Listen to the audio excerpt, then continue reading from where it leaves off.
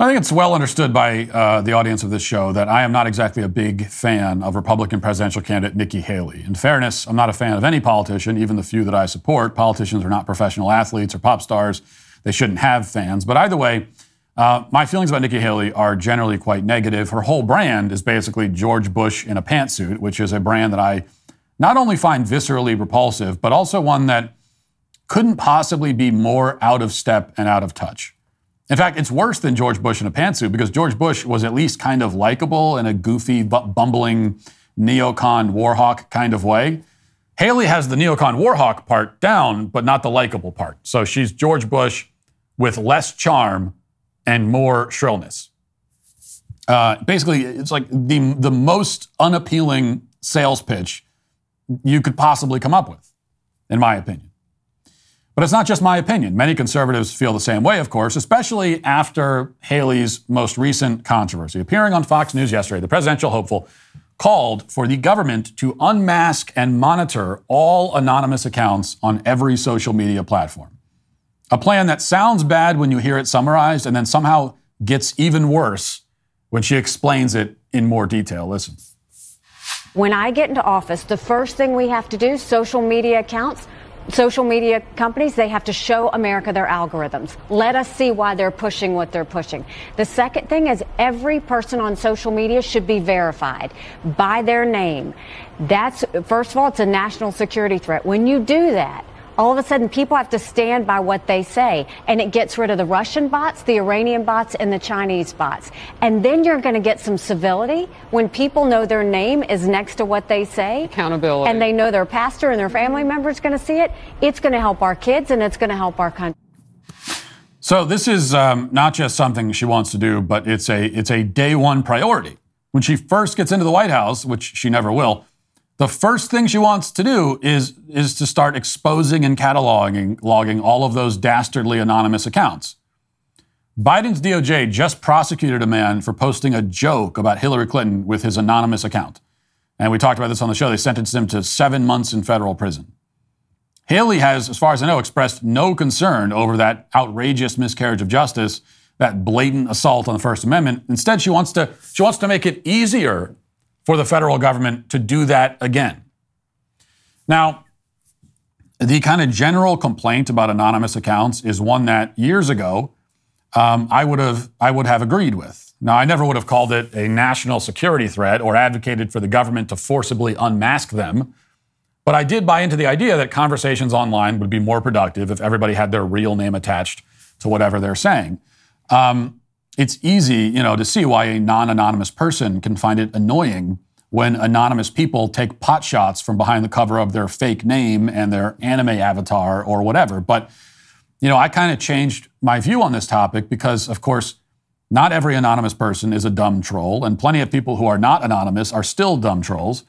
I'm not sure there's any real evidence that people online are suddenly more thoughtful and civil when they go by their real name. Ultimately, it's not anonymity that enables so many people on social media to conduct themselves like despicable clowns. Rather, it's the screen separating them from everyone they're engaging with. It is the separation, it's the disconnect that gives rise to most of this stuff. And that's just the nature of the beast. That's the internet. There's nothing you can do about that. Besides, the problem with online discourse, much like the problem with discourse in Washington, D.C., it's not that it lacks civility. The problem on the internet, anyway, is that usually this discussion is loud and stupid and focused on the wrong things. But there are plenty of loud, stupid, off-topic people ruining the conversation while proudly posting all that stuff with their real names and faces. Again, there's no reason to think that taking away anonymity will suddenly make people respectful and thoughtful. The internet is just not a place for that kind of conversation, and never has been, and never will be.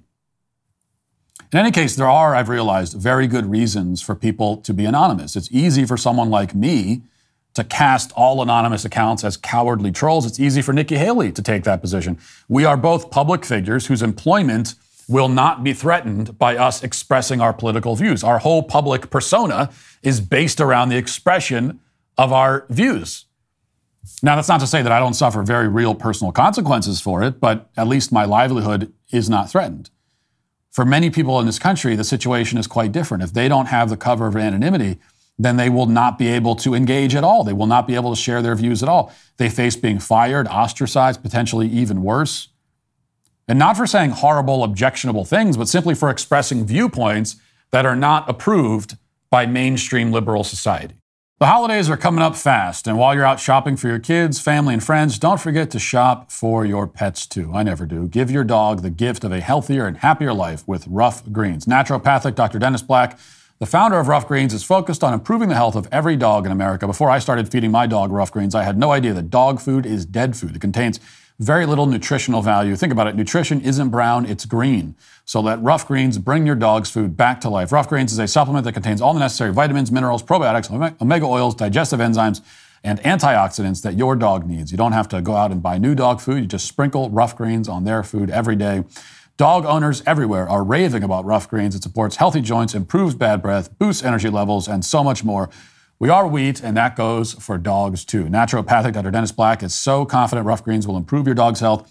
He's offering my listeners a free Jumpstart trial bag so your dog can try it. That's a free Jumpstart trial bag delivered straight to your door in just a few business days. Go to roughgreens.com/Matt or call 844-ROUGH-700. That's ruffgreens.com/Matt or call 844-ROUGH-700 today.